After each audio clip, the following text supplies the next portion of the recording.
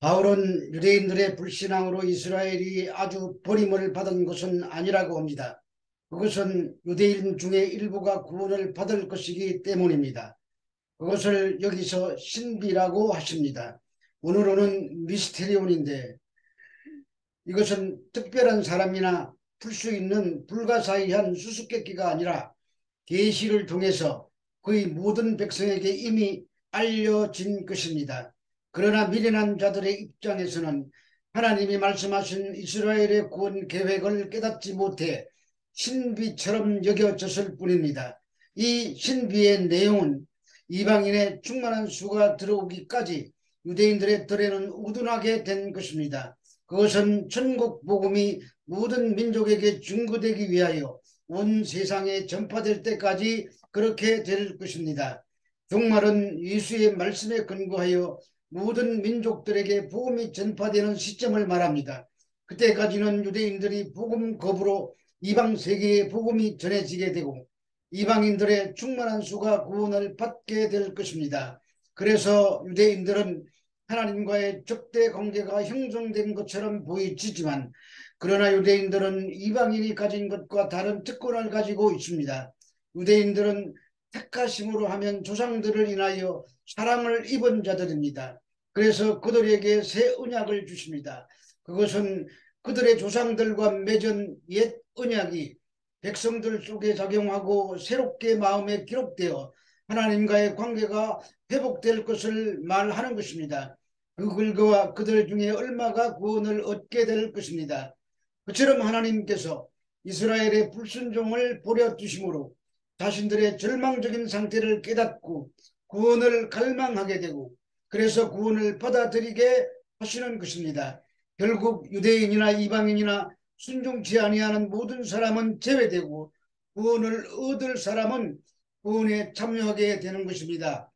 이것이 하나님이 행하시는 구원의 신비입니다.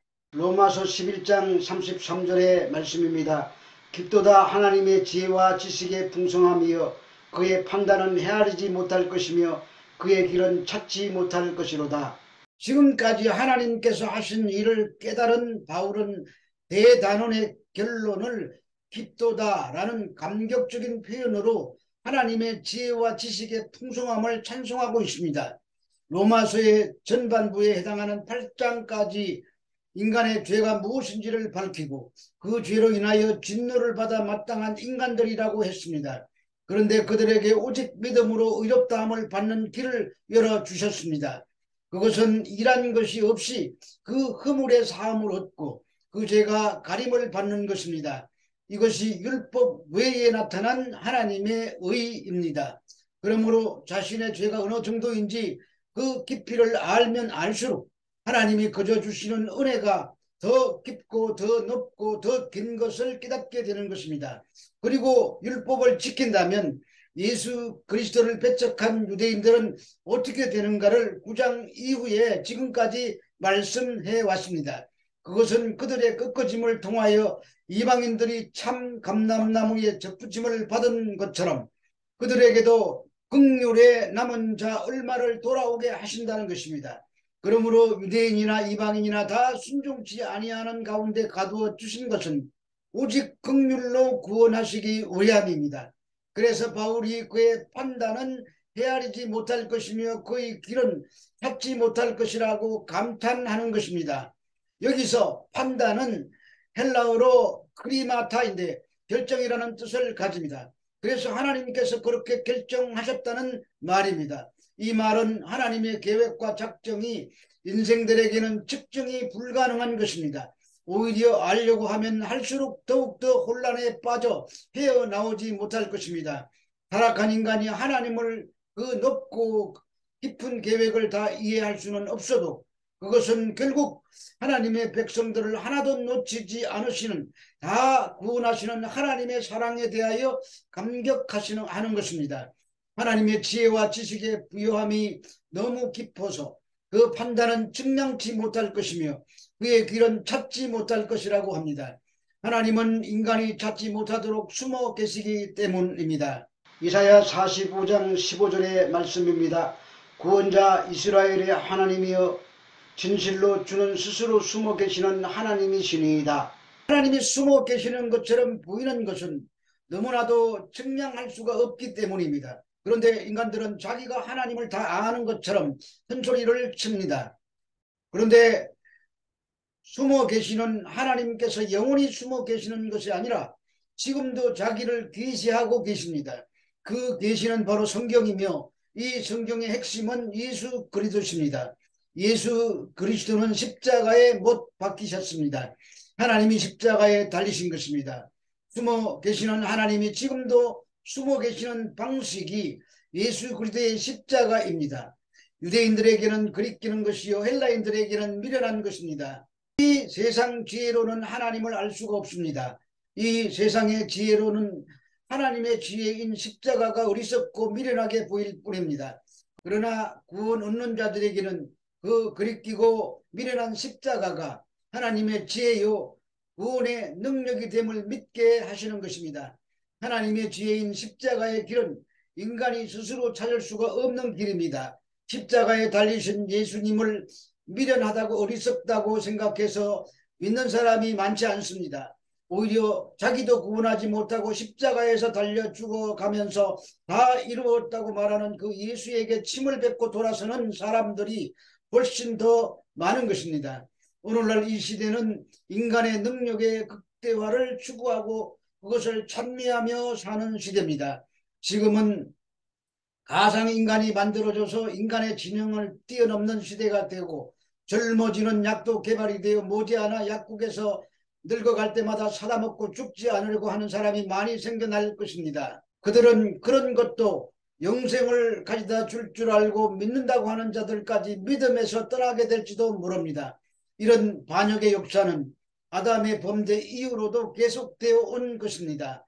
인간의 교만의 극치를 달리고 있는 것입니다. 이런 세대를 향하여 성경은 화 있을진저라고 선포합니다.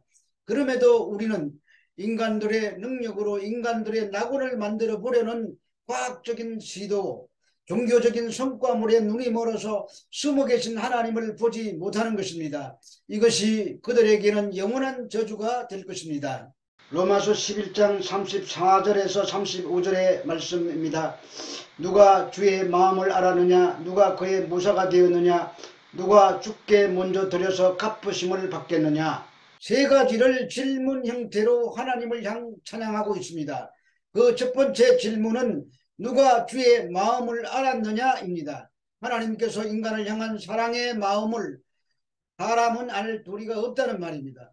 에베소서 3장 16절에서 19절의 말씀을 보면 그 영광의 풍성함을 따라 그의 성령으로 말미암아 너희 속사람을 능력으로 강건하게 하시오며 믿음으로 말미암아 그리스도께서 너희 마음에 계시게 하옵시고 너희가 사랑 가운데서 뿌리가 박히고 터가 굳어져서 너희 모든 성도와 함께 지식에 넘치는 그리스도의 사랑을 알고 그 너비와 길이와 높이와 깊이가 어떠함을 깨달아 하나님의 모든 충만한 것으로 너희에게 충만하시기를 구하노라고 하십니다. 결국 이 첫 번째 질문은 인간을 향한 하나님의 그 무한한 사랑을 찬양하는 것입니다. 그리고 두 번째 질문은 누가 그의 모사가 되었느냐입니다.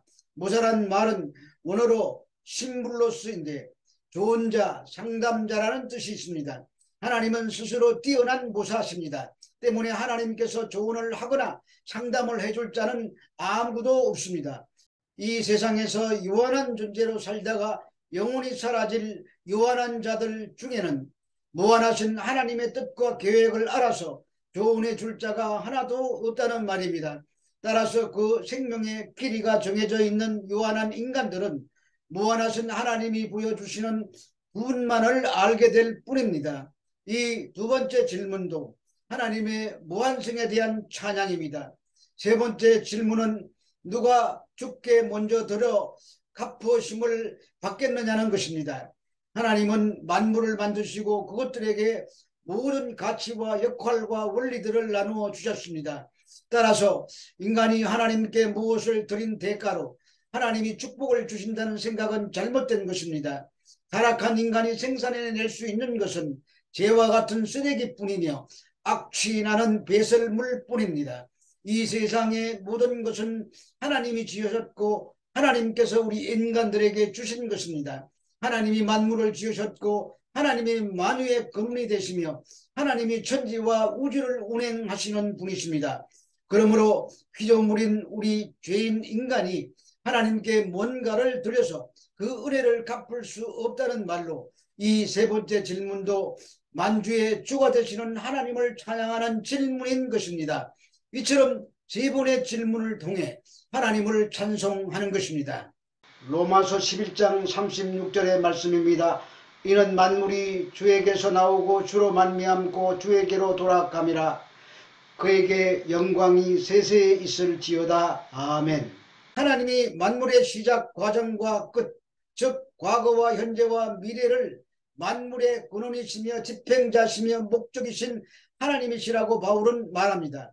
이 진리를 깨달은 자는 결국 모든 지혜의 근본을 깨달은 자와 다름이 없습니다. 세 가지 질문 형태의 찬양에 이어서 하나님은 만물의 근원이시며 그의 생성 발전의 주관자시며 그 궁극적 목적이심을 선언하며 고백하고 있습니다.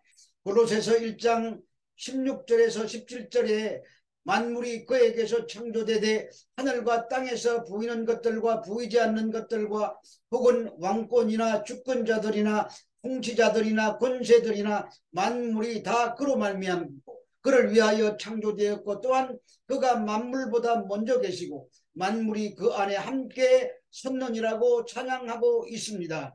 그리고 역대상 29장 11절에서도 여호와여 위대하심과 권능과 영광과 승리와 위엄이 다 주께 속하였사오니 천지에 있는 것이 다 주의 것이로소이다. 여호와여 주권도 주께 속하였사오니 주는 높으사 만물의 머리시민이다 라고 찬송하고 있습니다. 그래서 우리 피조물들은 입도다 하나님의 지혜와 지식의 풍성함을 찬송하게 되는 것입니다. 그것은 구원받은 백성들이 하나님의 보좌 앞에서 영원에서 영원까지 계속될 찬송입니다.